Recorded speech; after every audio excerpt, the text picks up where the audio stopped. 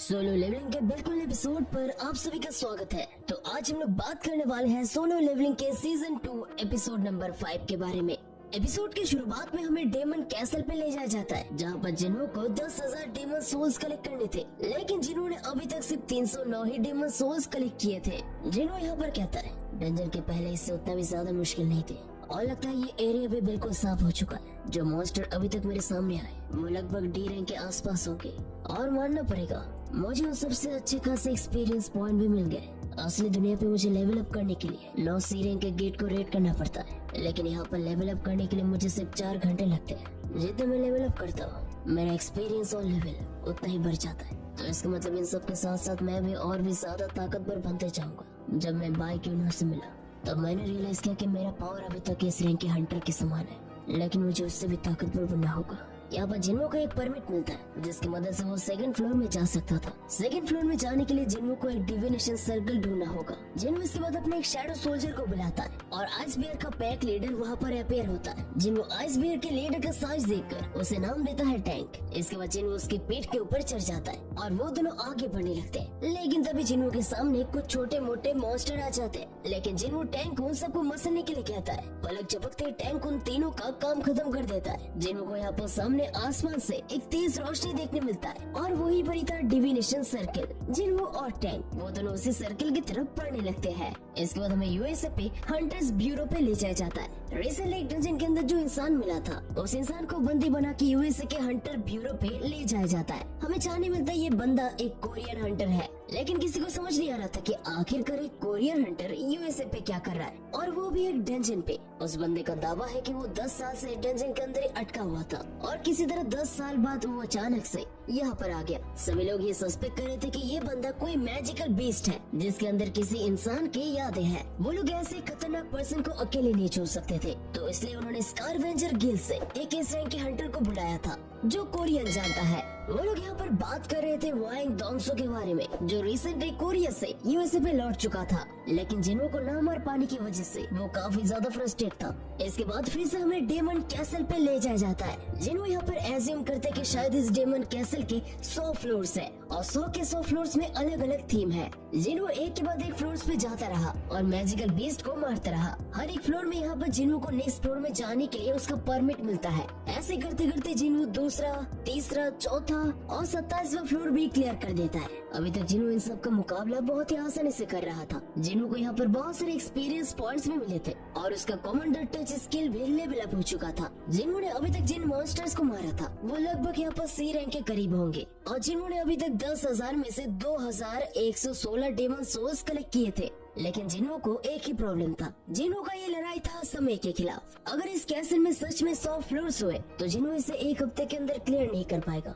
जिन्हों ऐसे यहाँ पर 47, 48, 49 और 50वें फ्लोर को भी क्लियर कर देता है। 50वां फ्लोर एक बॉस लेवल फ्लोर था जहाँ पर हमें बहुत सारे तगड़े तगड़े डेमंस देखने मिलते हैं और इसके साथ साथ हमें सारे डेमन सोल्जर्स का एक बॉस देखने मिलता है जो काफी ज्यादा बड़ा था। जिन्हों यहाँ पर अपने शैडो सोल्जर्स को बुलाता है और इस बॉस मोस्टर का जितने भी चमचे हैं उन सब का काम जिन्हों अपने शैडो सोल्जर्स के ऊपर छोड़ता है और जिन्हों यहाँ पर खुद चला जाता है बॉस मोस्टर का ख्याल रखने के लिए। जिन्हों यहाँ पर कैमोफ्लेज इस्तेमाल करके अपने आप को गायब कर लेता है। दूसरी तरफ एग्रीस और बाकी सभी शैडो सोल्जर सारे डेमंस को निस्तनाबूद करने लगते हैं। जिन्हों अपने शैडोज के परफॉर्मेंस से बहुत ही ज्यादा खुश दिख रहा था और इसके साथ साथ क्योंकि जिन्होंने अपने इंटेलिजेंस स्टैट्स को भी बढ़ाया था तो इसी वजह से जिन्हों के शैडो सोल्जर्स भी बहुत ही ज्यादा ताकतवर हो चुके थे। लेकिन जो बॉस मोस्टर था वो अभी तक अपनी जगह से हिला नहीं था। लेकिन ये कहने की बात ही अचानक से वो बॉस मोस्टर वहाँ से पलक झपकते ही गायब हो जाता है और वो अचानक से जिन्हों के शैडो सोल्जर्स के पास पहुँच जाता है। वो इतना ज्यादा तेज था कि जिन्हों और जिन्हों के शैडो सोल्जर्स रिएक्ट भी नहीं कर पाए थे।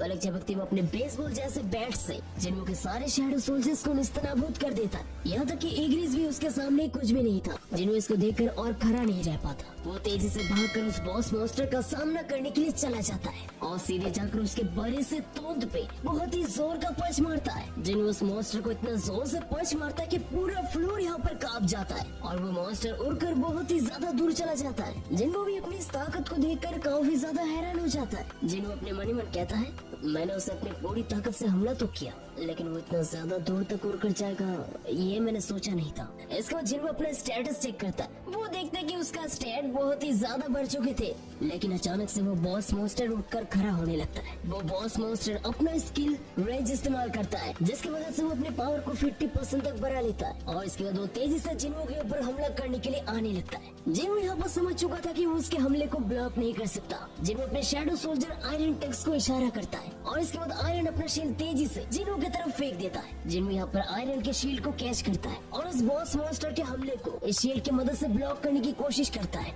उस बॉस मॉन्स्टर का बेसबॉल जैसा दिखने वाला पैर और जिन्हो का शील्ड एक दूसरे के साथ टकराते हैं और पूरा एरिया एक बार फिर से कांपने लगता है। लेकिन वो बॉस मॉन्स्टर नहीं रुकता, वो लगातार अपने पैर से जिन्हो के शील्ड के ऊपर हमला करते जाता है। लेकिन जिन्हो के पास शील्ड इस्तेमाल करने के अलावा और कोई चारा नहीं था। जिन्हो यहाँ पर हमला करने के लिए सही वक्त का इंतजार कर रहा था। जिन्हो यहाँ पर प्लान बनाता है कि जब भी वो मॉन्स्टर अपनी बैट को ऊपर करेगा तभी उसे मौके का फायदा उठाकर जिन्हो उसके ऊपर हमला करेगा। वो मॉन्स्टर जैसे अपने बैट को हमला करने के लिए ऊपर करता है, जिन्हो तुरंत उस शील्ड को नीचे फेंकता है और अपने डैगर लेकर जंप मारता है। लेकिन वो मॉन्स्टर काफी ज्यादा चालाक था। वो जिन्हो के मूव को एंटिसिपेट कर लेता है और अपने बैट का डायरेक्शन ऊपर से अभी साइड में कर लेता है। वो साइड से जिन्हो के ऊपर बैट चलाने वाला था। जिन्हो को यहाँ पर समझ नहीं आता कि आखिरकार वो इस हमले को कैसे ब्लॉक करे। तभी इसके बाद जिन्हो एक आइडिया लगाता है। वो सबसे पहले अपने डैगर को पीछे फेंकता है और इसके बाद अपने कमांडर टच स्किल को इस्तेमाल करके अपने आप को पीछे कर लेता है जहाँ पर उसका डैगर था और इसी तरह जिन्हो उस बॉस मॉन्स्टर के हमले से बचकर निकल जाता है। जिन्हो यहाँ पर मन ही मन कहता है, मेरे इस डैगर से मैं इसके ऊपर छोटे मोटे हमले कर सकता हूँ जो मेरे लिए काफी ज्यादा खतरनाक होगा।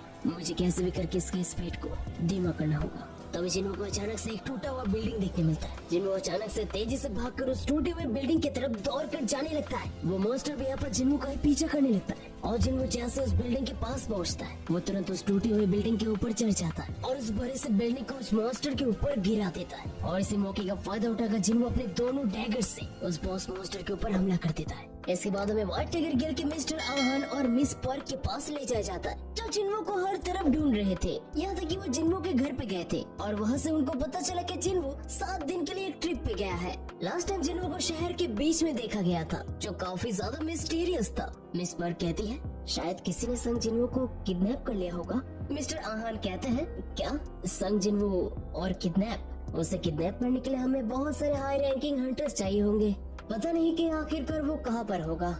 इसके बाद फिर से हमें डेमन कैसल पे ले जाया जाता है और फाइनली जाकर हमें देखने मिलता है कि जिन्हो ने उस बॉस मॉन्स्टर को हरा दिया था। जिन्हो के ऊपर आइटम्स का बरसात होने लगता है। जिन्हो को एक ईयररिंग, एक मैजिकल ऑर्ब, उसी के साथ साथ एक हॉर्न और आखिर में जाकर उसे वॉल ट्री का एक फ्रैगमेंट मिलता है। इस फ्रैगमेंट की मदद से जिन्हो एक हाई क्वालिटी आइटम बना सकता था। इसके बाद जिन्हो उस ईयररिंग को पहनता है। वो ईयररिंग के एस रैंक का आइटम था। वो पहनने के बाद यहाँ पर जिन्हो का हेल्थ और स्ट्रेंथ 20+ हो जाता है। इसके बाद बारी था मैजिकल ऑर्ब का। इस मैजिकल ऑर्ब की मदद से किसी भी मैजिक यूजर का पावर 2 गुना बढ़ाया जा सकता था। जिन्हो जब इन सब को देख ही रहा था तभी अचानक से एग्रिस जिन्हो के सामने सभी मॉन्स्टर का सिर लेकर आने लगता है और इसके बाद वो जिन्हो के सामने झुक जाता है। जिन्हो कहता है क्या तुम ये करना बंद कर सकते हो?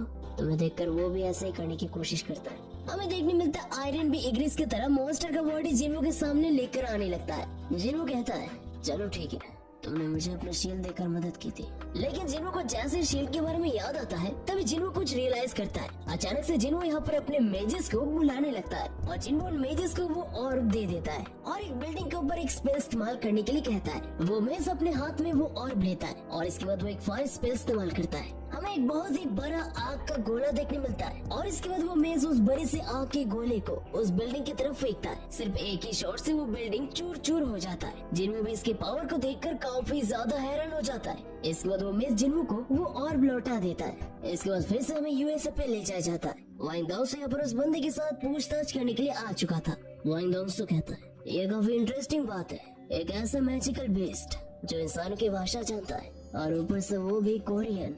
वो आदमी कहता है देखो मैंने तुमसे पहले कह दिया, अगर तुम लोगों को मेरे ऊपर कोई भी शक हो तो तुम लोग मेरा डीएनए टेस्ट कर सकते हो। वाइंग दाउसो कहता है तुम जो कहोगे हमेशा वैसा नहीं होगा।